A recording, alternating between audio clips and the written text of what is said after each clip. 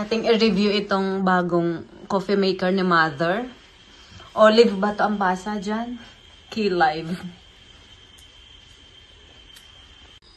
So, ito ang level ng water. Good for 6 cups. Ayan, nakamax siya ng nasa 8. So, lagyan na natin ng 2 scoop para 2 tasang kape.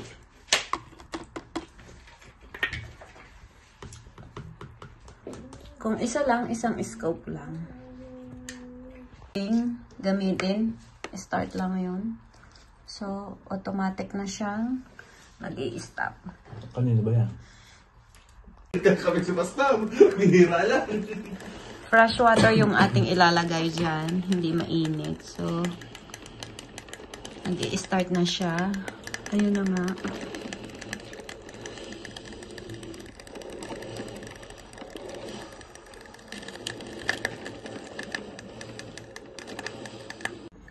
Yan, tapos na siya, nag-automatic na siya, na nag-stop. Kasi wala nang tubig.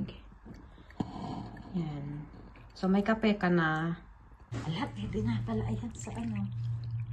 Ah, diba may kape na nga?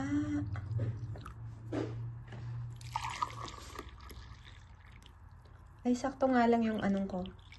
Sakto yung 2 tasa. Oh, daran. Yan na ang kape. Hindi ko napansin, ubos na pala ang aking kape. At ito na ang aking, ito ang masaklap. Ang masarap uminom ko ng kape at ang masaklap ay ang maglinis. Ito yung filter niya, lilinisan na natin siya.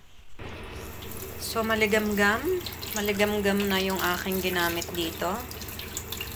Maligamgam na ang tubig, hindi na kailangan ng mainit. Ayan. Hugasan mo lang siya. Ito pang isa.